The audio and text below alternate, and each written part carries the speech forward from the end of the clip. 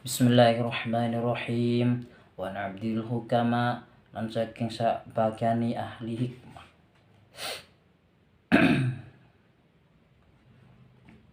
Man utai sapa no iku ita soma tetanggenan sapa man biaklihi kalawan akleman iku dhalla kesasar sapa man. Wa man lan utai sapa no wong iku istagna ngalap cukup sapa man bimalihi kalawan artone man iku kollah titik sapa man. Wa man lan utai sapa no wong iku azza mulia sapa man bi makhlukin kalawan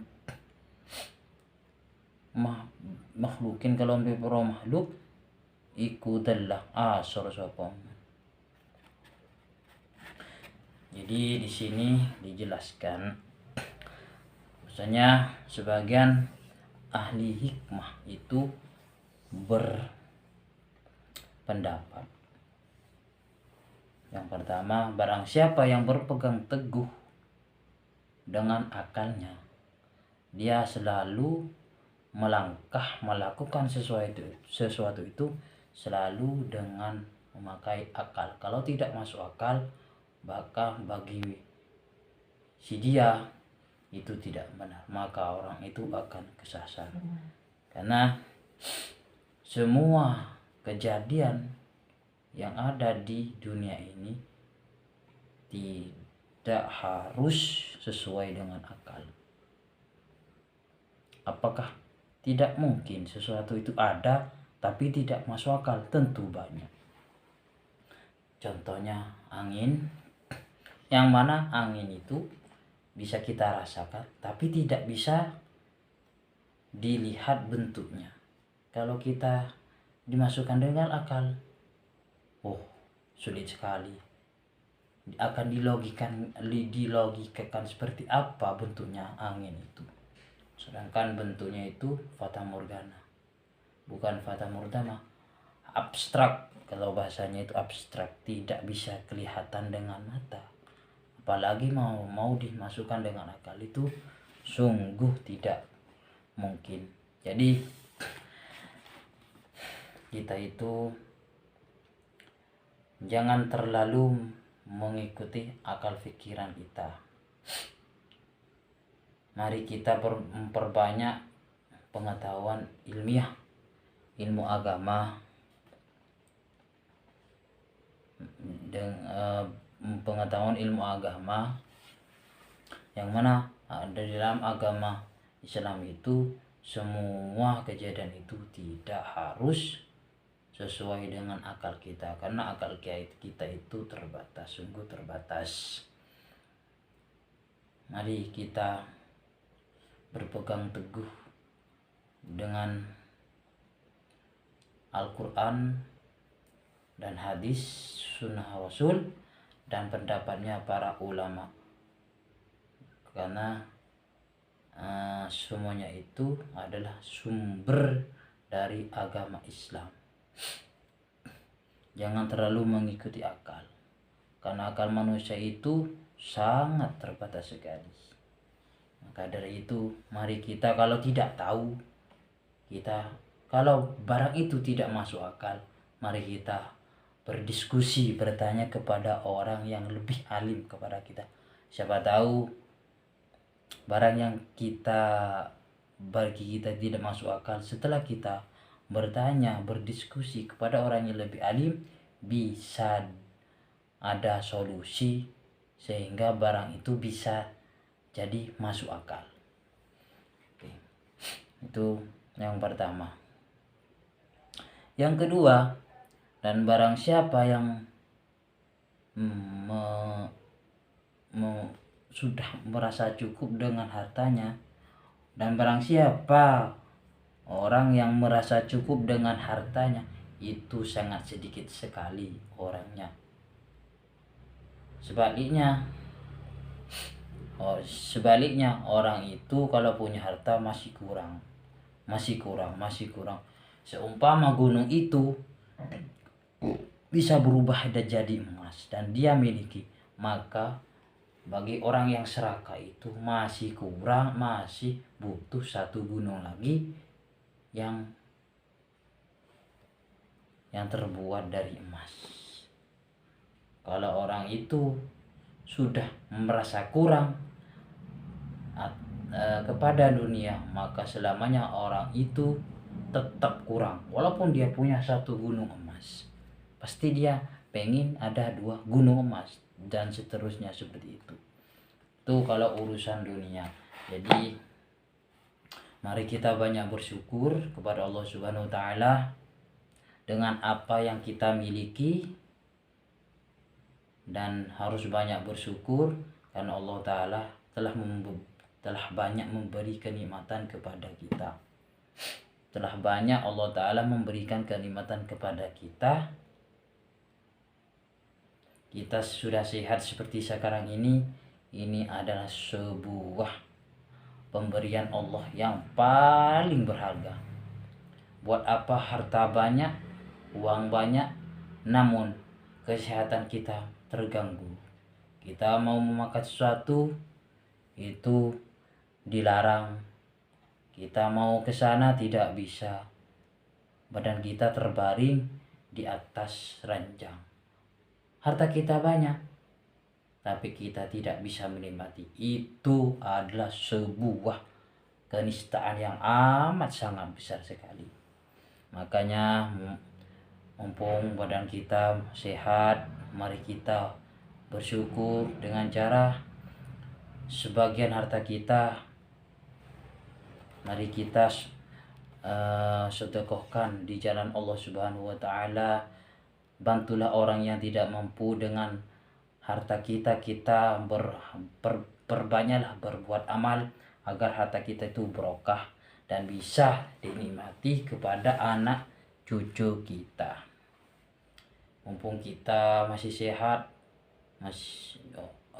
kita hidup berkelebihan, jangan lupa di luar sana masih banyak orang yang membutuhkan bantuan kita. Jadi jangan sampai merasa paling hebat, paling jago. Toh semuanya itu semata-mata pertolongan dari Allah Subhanahu wa taala. Allah Subhanahu wa taala itu kalau mau mengangkat derajatnya seorang hamba itu sangat gampang sekali. Sebaliknya, kalau Allah Subhanahu wa taala mau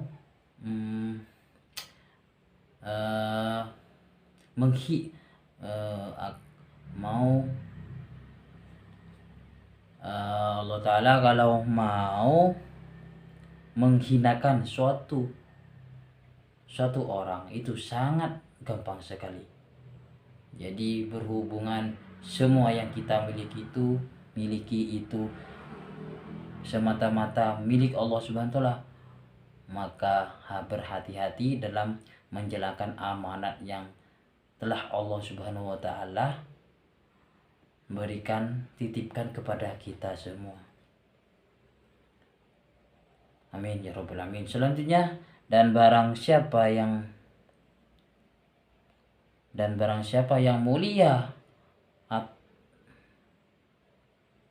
mulia dengan makhluk, maka orang itu sangat hina sekali.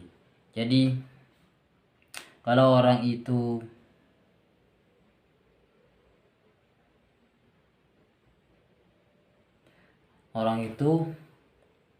sudah mulia di tengah-tengah masyarakat mulia, dia kuat dengan orangnya itu kuat, baik kuat orangnya, hartanya, di tengah-tengah masyarakat dia merasa telah hebat, telah sukses atas apa yang dia lakukan, maka sebenarnya orang itu adalah orang yang paling hina bagi Allah Subhanahu wa taala. Karena kalau orang itu tidak bertobat, maka oleh Allah Subhanahu wa taala semua titipan Allah yaitu kekayaan akan segera dicabut, karena orang itu tidak bersyukur atas apa yang telah diberikan Allah Subhanahu wa taala. Orang itu telah lupa bahwasanya yang dia miliki itu semata-mata milik Allah Subhanahu wa taala, tapi oleh Allah dititipkan kepada orang itu. maka Allah Ta'ala akan menjebloskan orang tersebut ke dalam kehinaan.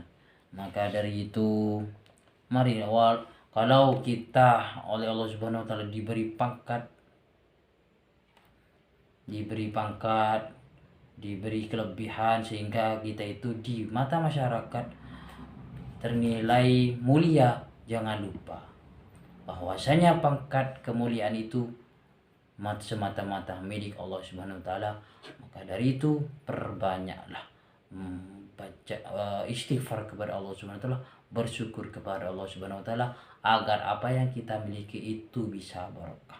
Kalau kita sudah lupa kepada Allah Subhanahu wa Ta'ala atas apa yang nikmat yang telah diberikan kepada kita, maka oleh Allah akan dicabut. Dan Allah Subhanahu wa Ta'ala kalau mau mencabut suatu kepada pangkat seseorang itu sangat gampang sekali.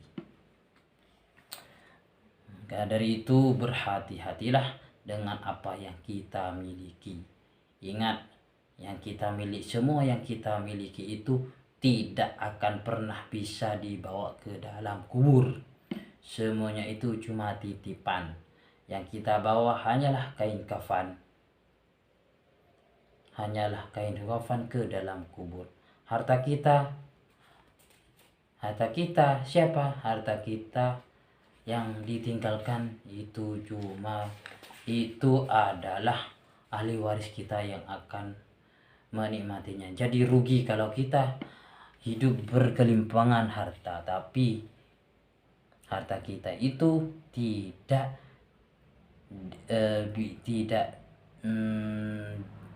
dinikmati, tidak digunakan ke jalan Allah Subhanahu wa Ta'ala, itu sangat rugi. Karena mau gimana pun semua harta itu tidak bisa kita bawa ke dalam kubur, sungguh sangat rugi. Maka dari itu berhati-hatilah dengan apa yang kita miliki. Jadi diulangi lagi, sebagian ulama ahli hikmah itu menjelaskan barang siapa yang selalu berpegang teguh kepada akalnya, maka orang itu akan kesasar. Karena akal manusia itu terbatas. Sedangkan ilmu Allah Subhanahu wa Ta'ala itu luas. Yang nomor 2, dan barang siapa yang merasa cukup dengan hartanya, itu sangat sedikit orangnya. Sebaliknya banyak orang yang merasa kurang dengan hartanya. Di sini orang yang merasa cukup dengan hartanya itu jumlahnya sangat sedikit sekali. Sebaliknya kalau orang itu merasa kurang dengan hartanya, sangat banyak sekali. Yang nomor 3, dan barang siapa yang mulia dengan makhluk, merasa mulia dengan makhluk, maka orang itu sebenarnya hina.